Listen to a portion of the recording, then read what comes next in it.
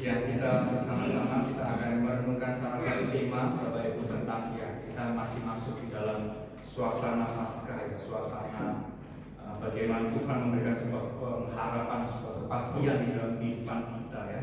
Tapi saya mau mengajak kita untuk lebih jauh lagi sebelumnya kita buka di dalam Keluaran 12. Mari kita buka kita di dalam Keluaran 12 ayat 1 hingga ayat yang ketiga. Kita akan baca beberapa ayat karena ini sebuah narasi atau teks yang juga cukup familiar, tapi sekali lagi tidak ada yang salah, kita bisa memahami makna sekali lagi tentang tema kita adalah ingat dan rayakanlah ya. Keluaran 12 ayat 1 hingga ayat yang ketiga, lalu ayat 7 hingga 8, 13, 14, 22, 28. Keluaran 12, 1 sampai 3, 7 sampai 8, 13, 14, 22, 28. Saya bacakan buat Bapak Ibu semua. Keluaran 12, Lembaga Alkitab Indonesia memberikan sebuah judul tentang perayaan Paskah. Berfirmanlah Tuhan kepada Musa dan Harun di tanah Mesir, bulan inilah akan menjadi permulaan segala bulan bagimu. Itu menjadi bulan pertama bagimu tiap-tiap tahun. Katakanlah kepada segenap jemaat Israel, pada tanggal 10 bulan ini diambil oleh masing-masing seekor anak domba menurut kaum keluarga, seekor anak domba untuk tiap-tiap rumah tangga. Kita masuk ke ayat yang ke-7. Kemudian dari darahnya haruslah diambil sedikit dan bubuhkanlah pada kedua tiang pintu pada ambang atas pada rumah-rumah di mana orang memakannya. Dagingnya harus dimakan mereka pada malam itu juga. Yang dipanggang mereka harus makan dengan roti yang tidak beragi beserta sayur pahit. Ayat 13 sampai 14. Dan darah itu menjadi tanda bagimu pada rumah-rumah di mana kamu tinggal. Apabila aku melihat darah itu, maka aku akan lewat daripada kamu. Jadi tidak akan ada pula kemusnahan di tengah-tengah kamu apabila aku menghukum tanah Mesir. 14. Hari ini akan menjadi hari peringatan bagimu. Ini akan menjadi hari-hari kamu harus merayakan sebagai hari raya bagi Tuhan turun-temurun. Kamu harus merayakannya sebagai ketetapan untuk selamanya. 22 sampai 28. Kemudian kamu harus mengambil seikat hisop dan mencelupkannya dalam darah yang ada dalam sebuah pasu, dan darah itu kamu harus sapukan pada ambang atas dan pada kedua tiang pintu. Seorang pun dari kamu tidak boleh keluar pintu rumahnya sampai pagi. Dan Tuhan akan menjalani Mesir untuk mengulanginya. Apabila ia melihat darah pada ambang atas dan pada kedua tiang pintu, maka Tuhan akan melewati pintu itu dan tidak membiarkan pemusnahan masuk ke dalam rumahmu untuk mengulanginya. 24. Kamu harus memegang ini sebagai ketetapan sampai selama-lamanya bagimu dan bagi anak-anakmu. Dan apabila kamu tiba di negeri yang diberikan Tuhan kepadamu seperti yang difirmankannya, maka kamu harus pelihara ibadah ini. Dan apabila anak-anakmu berkata kepadamu, apakah artinya ibadah ini? Maka haruslah kamu berkata, itulah korban Paskah bagi Tuhan yang melewati rumah-rumah orang Israel di Mesir ketika ia menulai orang Mesir, tapi menyelamatkannya rumah-rumah kita. Lalu berlututlah bangsa itu dan sujud menyembah. Terakhir 28. Pergilah orang Israel lalu berbuat demikian seperti yang diberitakan Tuhan kepada Musa dan Harun, demikianlah diperbuat mereka. Sampai sejauh ini Bapak Ibu bacaan firman Tuhan kali ini ya, kita memaknai tema kita hari ini tentang ingatlah dan rayakanlah ya. Ingatlah dan rayakanlah. Jelas ini sebuah perintah ya, bukan tema yang mungkin bisa kita renungkan saja, tetapi ini sebuah nuansanya ada sebuah perintah daripada atau sebuah instruksi daripada Tuhan supaya kita mengingat, supaya kita juga merayakannya. Bapak Ibu yang dikasih Tuhan, dengan tema kita tentang ingat dan rayakan Bapak Ibu, tentang tentu kita juga ya memahami tentang terang di dalam perjanjian baru. Ya, sekali lagi saya tidak mau membagi mana yang baik, perjanjian lama atau perjanjian baru, tidak. Tapi kalau kita membaca di dalam perjanjian lama seperti yang tentang narasi keluaran tadi ya, narasi Exodus, kita juga akan harus belajar tentang terang perjanjian baru. Bagaimana itu juga dibuatkan atau dinyatakan di dalam pribadi Kristus Yesus. Tetapi tidak ada yang salah kalau kita mungkin melihat ya, kita berdiri di posisi di dalam perjanjian lama. Ini belum ada tentang di dalam perjanjian baru belum ada, tapi kita akan membaca narasi ini dengan salah satu sudut pandang tentang perjanjian lama, atau dalam narasi Exodus atau tentang sebuah narasi tentang keluaran. Bapak ini kasih Tuhan tentang keluaran atau pembebasan, ya istilahnya pembebasan ini ya. Dalam perkembangan disiplin teologi Bapak Ibu mungkin ada sebuah diskusi gitu ya. Ada yang mengatakan bahwa semangat reform itu kan memang back to the Bible, kembali kepada Alkitab. Jelas ini tidak memperkeruh atau tidak membuat sebuah pemahaman yang menyimpang, tapi menguatkan bahkan meneguhkan. Kalau kita berbicara keluaran Bapak Ibu ya, atau pembebasan ini ya, ada sebuah fenomena yang cukup diperdebatkan di kalangan teologi. Salah satunya adalah fenomena teologi pembebasan gitu ya. Jadi ada dua hal yang mungkin sebagai umat Tuhan ya, atau saya pun juga terkadang cukup rancu ya, membedakan antara liberal teologi dengan liberation teologi. Nah, ini dua hal yang berbeda. Saya sekali lagi, di kalangan umat Tuhan, sebagai kita sebagai umat Tuhan, bahkan saya pun juga terkadang cukup rancu memahami tentang dua paham ini ya, antara liberal teologi ataupun liberation teologi. Jadi sekali lagi jangan sampai kita nanti berkunjung di salah satu gereja gitu terus kita langsung mencap, wah itu teologinya liberal gitu. Ya tidak, jangan sampai kita memahami seperti itu gitu ya. Sedangkan kita nggak tahu mendefinisikan apa itu liberal teologi, apa itu liberation teologi. Nah, Bapak Ibu kalau liberal teologi ya, liberal teologi itu seperti ini. Jadi teologi yang berangkat dari pergulatan filsafat ya, pergulatan filsafat atau beberapa pandangan sekuler yang itu dimasukkan ke dalam firman Tuhan atau bahkan cukup menentang firman Tuhannya. Contohnya semisal paham-paham tentang Marxisme gitu ya, atau kalangan daripada Karl Marx gitu ya, itu beberapa pemahaman, itu contoh-contoh liberal teologi. Bahkan pendapatnya seperti nihilisme ataupun eksistensialisme itu banyak sekali. Itu liberal teologi. Jadi liberal teologi itu berangkat dari sebuah pergulatan filsafat atau pergulatan dengan fenomena-fenomena yang di luar firman Tuhan. Itu liberal teologi. Tapi kalau kita berbicara teks hari ini, ingat dan rayakan, itu liberation theology. Jadi teologi pembebasan. Nah ini tidak berbicara sekali tentang filsafat atau pemahaman luar, tapi ini berbicara tentang sesuatu yang sangat grounded ya, sangat mendasar. Bahkan pergumulan gereja atau pergulatan hidup gereja harus berefleksi di dalam teologi pembebasan atau liberation teologi. Nah, jadi ada hal yang bisa kita bandingkan itu dua hal, mana pemahaman kita yang benar tentang liberal teologi ataupun liberation teologi. Bapak Ibu kalau kita berbicara Keluaran 12 ya, dengan sudut pandang perjanjian lama, kita akan lihat struktur Keluaran 12 itu menurut saya cukup luar biasa ya. Sangat amat indah. Setidaknya saya membagi tiga bagian, tiga struktur yang baik ya. Yang pertama itu ada sebuah pengantar. Pengantar itu baik sekali ya, yang menolong supaya umat Tuhan itu melakukan ini, ada sebuah pengantar supaya ini. Jadi ada sebuah introduction, ada sebuah pengantar gitu ya.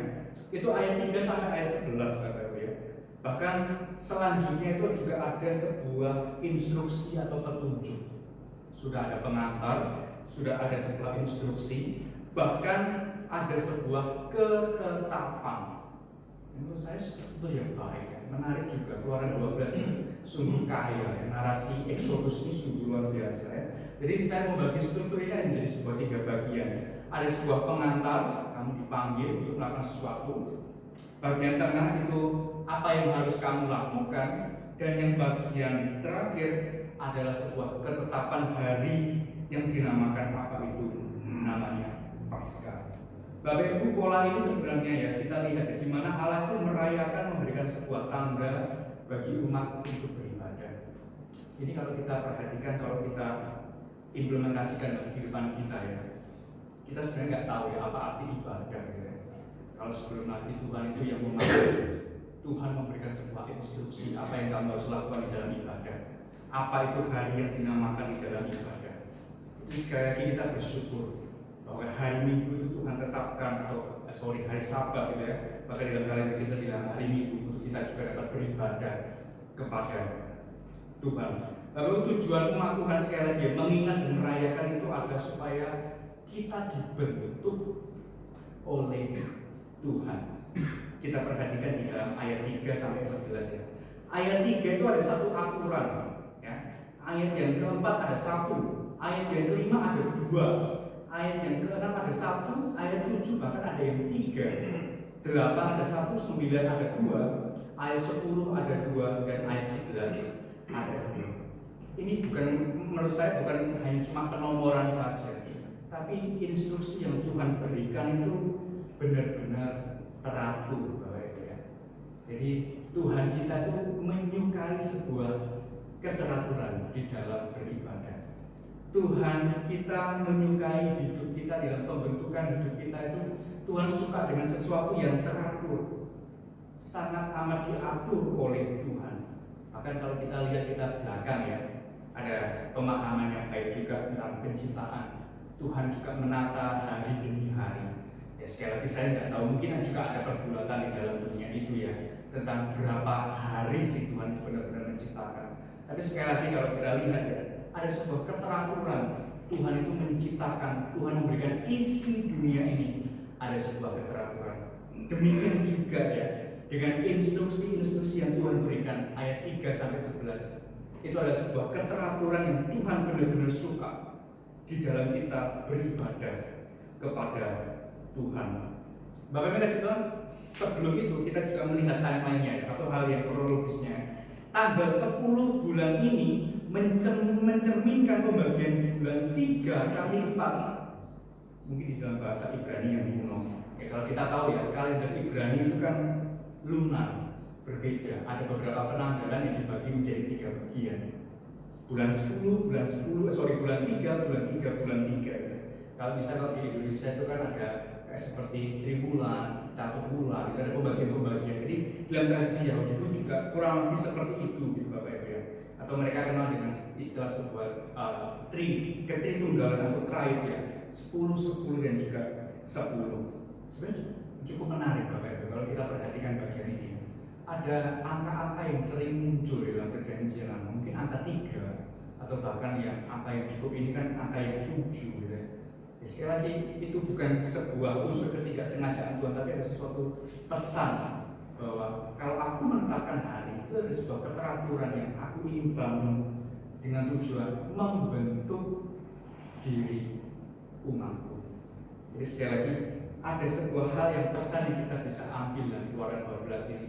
Tuhan menyukai sebuah keteraturan dan Tuhan juga ingin membentuk kita dengan keteraturan itu. Nah, Bapak Ibu dikasih Tuhan, kalau kita juga lihat ya, ada sebuah ekspresi ibadah liturgi yang pertama. Ekspresi ibadah liturgi yang pertama, Bapak Ibu, itu bukan berawal dari jumlah yang komunal, enggak, tapi dari keluarga demi keluarga. Ini menurut saya luar biasa ya. Saya juga mungkin juga terkagum maka merenungkan hal ini. Oh iya ya, ekspresi ibadah liturgi itu bukan, nuansanya bukan, pertama itu bukan komunal, bukan seluruh bangsa umat Israel, tidak. Tapi setiap keluarga harus masuk ke rumah demi rumah dan harus menyembelih hewan kurban persembahan kepada Allah. Jadi kesannya itu menurut saya luar biasa ya, ekspresi ibadah liturgi ini ya. Jadi ibadah pertama itu muncul sekali lagi dalam rumah demi rumah, dan itu yang Tuhan kehendaki, yang Tuhan inginkan di dalam pergulatan hidup kita, ya, Bapak Ibu. Ya sekali lagi memang bukan masalah penting tidak penting kita hidup bergereja, hidup secara komunal ibadah tidak. Tapi ya mari kita kembali kepada keluarga yang mungkin Tuhan percayakan dalam kehidupan kita ya. Dari lingkup yang skopnya kecil, dan itu juga bergerak dalam gereja kita di KPM Trinity. Bapak Ibu yang kasih Tuhan, kalau kita juga melihat ya gerakan di dalam hal ini, kita melihat bahwa keluarga itu adalah penggerak utama gitu ya. Apalagi kayak seperti saya gitu ya, calon bapak mungkin ya mungkin nanti gitu ya. Tapi bapak-bapak atau kaum pria, bahkan dikatakan di dalam Keluaran 12 itu kamu harus menjadi sebuah apa ya, motor penggerak gitu ya di dalam beribadah. Dalam Keluaran 12 ini itu juga menjadi panggilan kita ya, kaum bapak, kaum pria, ini juga menolong kita supaya tanggung jawab kita dengan ibadah itu juga sekali lagi juga tanggung jawab kita bukan hanya kepada keluarga, tapi kepada Tuhan yang memberikan kekuatan untuk kita dapat beribadah. Next selanjutnya Bapak ya, kayak di dalam ayat 5 ya, kita melihat ada sebuah hewan Paskah itu harus berupa anak domba yang tidak bercacat, laki-laki berumur setahun, baik domba atau kambing ya. Memang secara sederhana ini kata terbaik ya, berikan domba yang terbaik. Di dalam pergulatan umat Tuhan ya, sebagai umat Kristen gitu Bapak Ibu ya, kata terbaik itu cukup klise gitu ya, apalagi terkadang kami ya yang hamba-hamba Tuhan itu di dalam doa itu kadang ada beberapa doa itu yang template gitu ya, kami memberikan yang terbaik. Tapi terbaik itu sebenarnya gimana? Takarannya itu bagaimana? Terbaik buat kita itu belum tentu terbaik apa yang Tuhan inginkan. Sekali lagi Bapak Ibu, berbicara dalam ayat 5 itu bukan masalah tentang persembahan ya. Sekali lagi persembahan, perpuluhan, korban, komitmen Bapak Ibu saya kepada Tuhan itu sekali lagi ya, itu kita dengan Tuhan. Tapi sekali lagi ya, nuansa yang timbulkan di sini adalah terbaik. Kalau di dalam Inggris itu lebih baik. Inggris dalam terjemahan itu ada good, ada better, ada best. Jadi ada beberapa struktur kata yang baik juga menarik untuk kita perhatikan dengan memahami kata terbaik ini. Ayat 7 kita masuk Bapak. Selain itu mereka harus mengambil sebagian dari darahnya dan membubuhkannya pada kedua tiang pintu dan miju-miju. Nah, ini Bapak Ibu mungkin juga sudah memahami hal ini ya. Tapi yang ingin saya daratkan lagi tentang makna Paskah ini Bapak ya. Ingat dan rayakan ya. Kalau di dalam terjemahan itu kan Paskah itu kan Passover ya, dilewati gitu ya.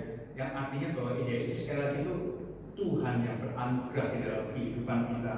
Dan itu menjadi budaya di dalam kehidupan kita supaya kita menolong untuk kita terus mengingat ya.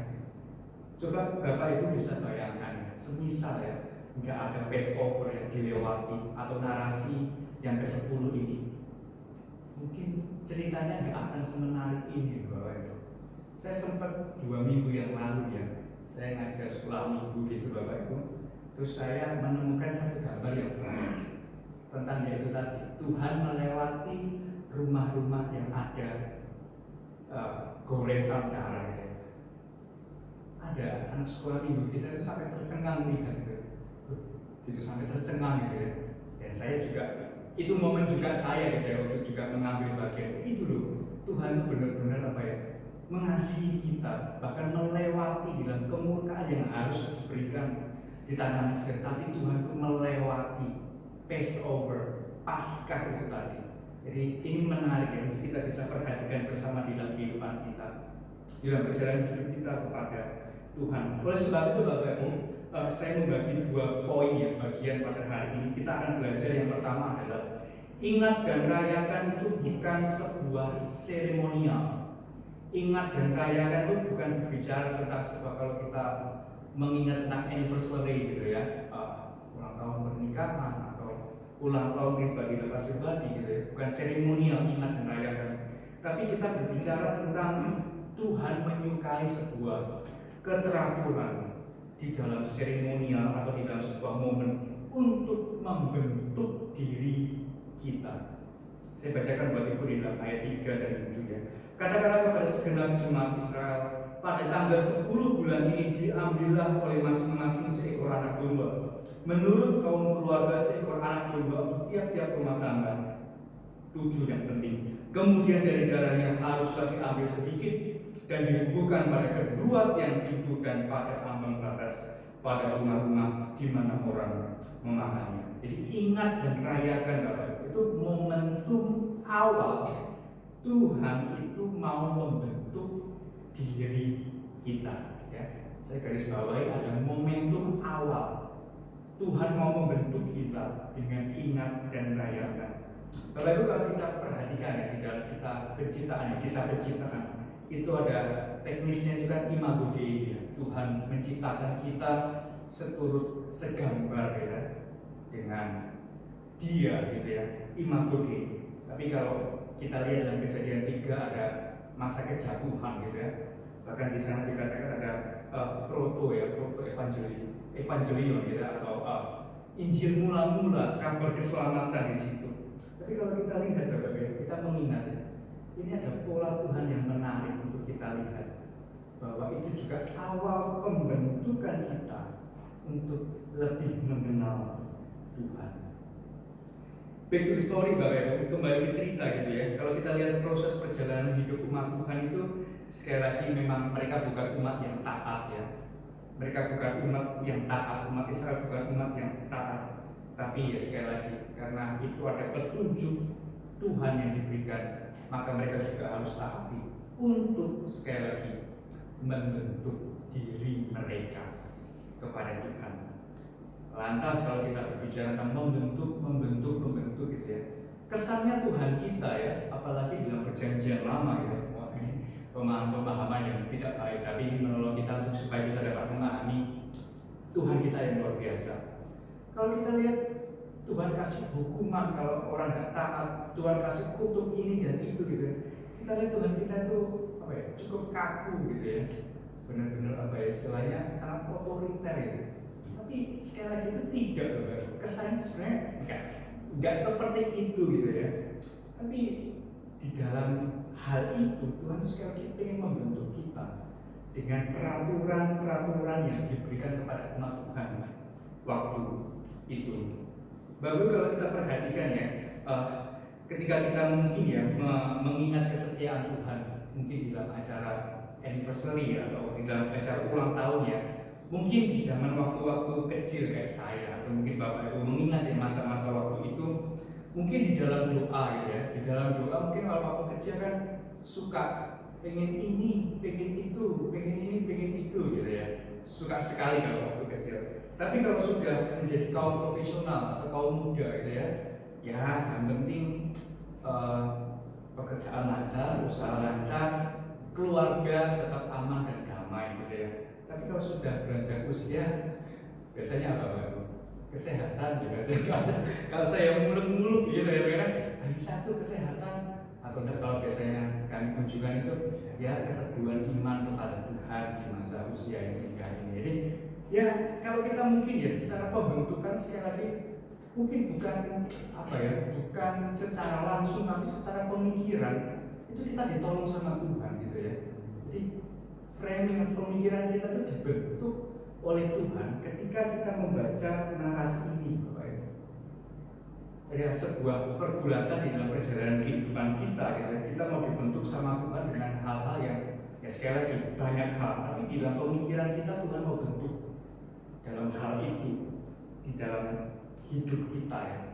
Ya sekali lagi ya, mungkin saya juga mengingat gitu ya, almarhum orang tua saya gitu ya. Sebenarnya sakitnya juga tidak separah-parah amat gitu ya. Tapi karena itu mikir gitu ya, mereka memikir banget. Jadi ya, pemikiran itu benar-benar ya tetap berhati-hati buat kita semua sebagai umat Tuhan ya. Jadi ingat dan rayakan sekali lagi juga mengingat kita bahwa itu juga membentuk diri kita dengan cara pola pikir kita, bukan kita tetapi Tuhan. Poin yang kedua yang bisa kita pelajari Bapak Ibu, ingat dan rayakan itu adalah tanda Tuhan, itu Tuhan ada di cerita dalam hidup kita. Ingat dan rayakan itu adalah tanda Tuhan bahwa Tuhan Allah itu ada dalam cerita hidup kita. Jadi bukan Tuhan itu yang jauh sekali, tidak. Tapi ingat dan rayakan. Keluaran 12 itu menolong kita supaya kita memahami bahwa ini loh, Tuhan itu juga ada di dalam cerita itu. Bahkan Tuhan juga melewati ya, Passover, melewati itu. Tuhan ada dalam cerita itu. Bukan Tuhan itu jauh di dalam kehidupan kita ya. 14 ya. Hari ini akan menjadi peringatan bagimu. Kamu harus merayakannya sebagai hari raya bagi Tuhan. Turun-temurun kamu harus merayakannya sebagai ketetapan ya. Di dalam tradisi ya, Yahudi itu memang ada beberapa ya hari raya besar ya. Biasanya kurang lebih ada 10 kurang lebih ya. Tapi saya ingin membawa ya, ada 3 bagian ya. Misal ada hari raya Pondok Daun, hari raya pengumpulan, atau hari raya menua. Juga kita akan peringati beberapa hari minggu depan, atau hari raya Pentakosta, atau juga hari raya Paskah. Nah, di dalam hari-hari besar tradisi Yahudi, Bapak Ibu, ini sekali lagi bukan hanya berbicara tentang cerita atau histori atau sejarah, tapi itu membuktikan bahwa Tuhan itu juga ada di dalam cerita itu. Ingat dan rayakan, artinya Tuhan juga ada di dalam cerita kisah hidup kita. Di dalam buku kita ya, di perpustakaan itu ada buku yang menarik juga ya, yaitu God Moral Monster ya. Itu diterbitkan oleh literatur saat atau momentum, saya kurang ngerti ini, tapi itu juga menunjukkan bahwa Allah kita itu bukan sekali lagi tidak jauh, Allah yang suka menghukum, Allah yang tidak Allah yang suka menghukum atau Allah yang benar-benar memberikan kita ketetapan-ketetapan yang sebenarnya kita tidak bisa lakukan. Enggak. Tuhan itu benar-benar menolong kita ya. Tuhan itu ada di dalam kisah hidup kita. Ingat dan rayakan itu bukan berbicara hanya kita saja, tapi kita dengan Tuhan. Ini juga menolong kita ya. Kalau kita mungkin ya, kalau Tuhan percayakan untuk mendesain atau acara-acara ibadah ya, sekali lagi bukan untuk hanya kepentingan, yaitu benar untuk jemaat, untuk sesama juga. Tapi sekali lagi apa yang kita susun di dalam ibadah, acara-acara yang kita berikan itu benar-benar apa yang Tuhan mau nggak sih, atau Tuhan yang kehendaki. Karena sekali lagi dalam ibadah, di dalam cerita hidup kita ada Tuhan di sana. Ini bukan segalanya tentang kita, tetapi ingat dan rayakan berbicara juga Tuhan ada di dalam hidup kita. Ya, kamu harus merayakannya sebagaimana hari raya bagi Tuhan turun temurun. Lalu Bapak Ibu, apa sih maksud Tuhan supaya merayakan hari raya ditetapkan untuk diingat dan dirayakan sampai keturunannya? Kita lihat Bapak Ibu ya, ada pemimpin-pemimpin boleh berubah. Kita lihat dari Musa, dari Yosua, selanjutnya ada hakim-hakim, bahkan nabi-nabi yang Tuhan percayakan.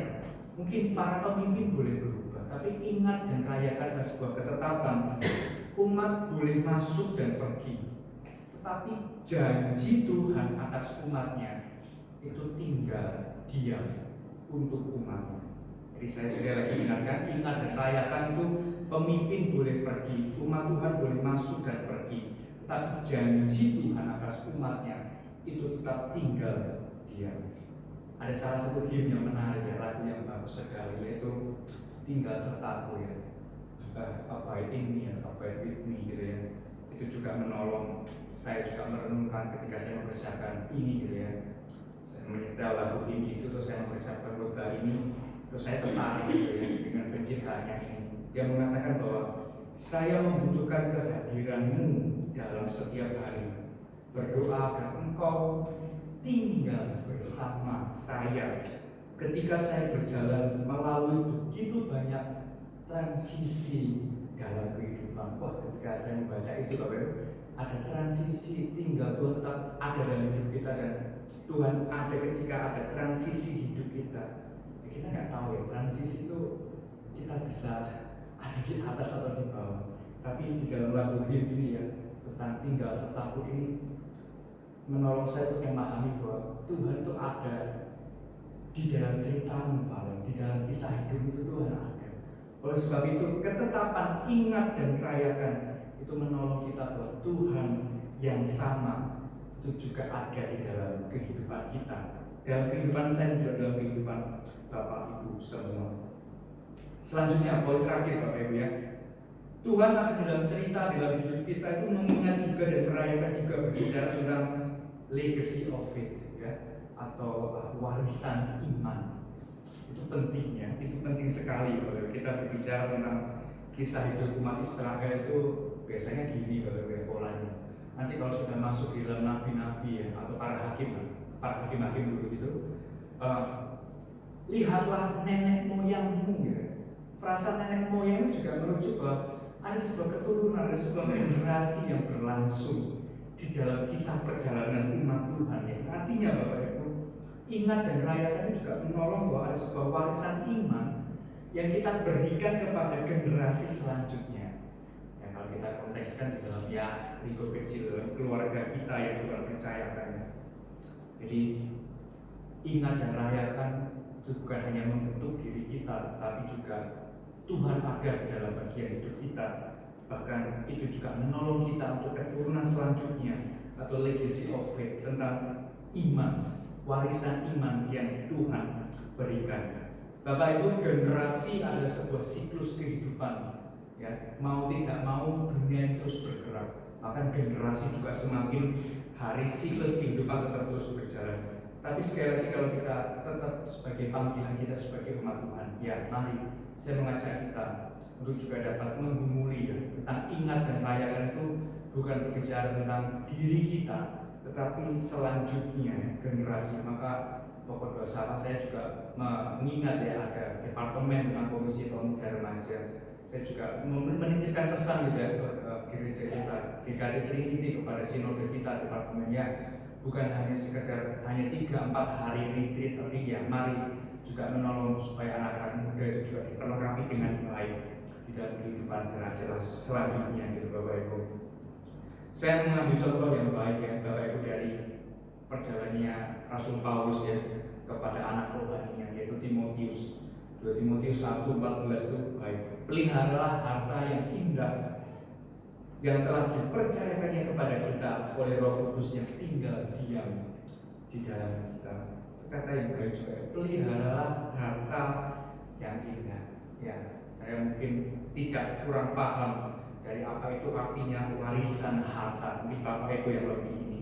Tapi sekali lagi ada kata yang bagus dalam 2 Timotius ini, Rasul Paulus kepada anak rohaninya. 2 Timotius 1:14, peliharalah harta yang indah yang telah dipercayakannya kepada kita, Roh Kudus yang tinggal di dalam kita. Ya, Timotius yang sangat muda, dan itu juga menjadi kekuatan Timotius itu ya, mendapat warisan iman ya dari Eunike atau dari Lois gitu ya, dari neneknya. Timotius juga semakin diteguhkan dalam ajaran yang sehat dan terlebih teladan Rasul Paulus. Itu pentingnya. Jadi sungguh suatu warisan yang benar-benar sangat berharga bagi Timotius 1. Demikian juga di dalam kehidupan kita ya. Mungkin kelak kehidupan kita akan berakhir gitu Bapak Ibu ya. Mungkin kita nggak hanya, ya ini cukup klise juga ya, nggak hanya meninggalkan nama gitu atau kesan, tapi ada sebuah mungkin apa ya, karya atau teladan yang kita berikan kepada generasi selanjutnya, kepada generasi kita ya, sebagai keluarga besar jemaat GKT Trinity. Legacy of faith itu benar dan juga penting di dalam kehidupan kita. Jadi hari ini Bapak kita sudah belajar 2 hal ya. Di dalam iman dan rayakan kita berbicara tentang Tuhan mau membentuk diri kita dengan ketetapan, dengan petunjuk-petunjuk atau instruksi yang Tuhan berikan di dalam setiap perayaan yang ada. Dan yang kedua adalah ingat dan rayakan itu bukan hanya berbicara tentang ibadah kita, tetapi Tuhan itu juga ada dalam narasi hidup kita. Tuhan ada di dalam cerita hidup kita. Keluaran 12, Tuhan juga melewati rumah-rumah yang ada goresan Kanada. Demikian juga di dalam kehidupan kita. Tuhan yang sama itu juga menolong kita ada di dalam cerita hidup kita. Cerita hidup tentu ada suka dan juga duka. Demikian juga dalam kehidupan kita. Tapi Tuhan tetap tinggal dia, tinggal dia di dalam kehidupan kita. Solidio Gloria. Mari kita berdoa. Tuhan, terima kasih untuk waktu yang Tuhan berikan. Sekali lagi ini juga menolong memahami kami bila kami memiliki sebuah pengharapan yang pasti kepada Tuhan. Kami melihat bagaimana sejarah yang ada Tuhan nyatakan, bagaimana itu semua adalah anugerah daripada Tuhan. Tuhan melewati secara hal-hal yang mungkin saat itu mereka bisa pikirkan juga ikut ambil bagian. Tapi sekali lagi ini semua adalah campur tangan Tuhan yang luar biasa. Demikian juga dalam kehidupan kami, Tuhan menemani, ingat dan rayakan supaya kami pun juga Tuhan mau bentuk di dalam hidup kami, terlebih dalam pemikiran kami kepada Tuhan, ataupun di dalam Tuhan itu juga ada dalam cerita hidup kami. Ingat dan rayakan. Biarlah Tuhan juga memberikan firman ini dalam kehidupan kami, dan kami pun sungguh dapat menjadi berkat bagi sesama kami. Terima kasih Bapak kami. Dalam terang Tuhan kami Yesus kami.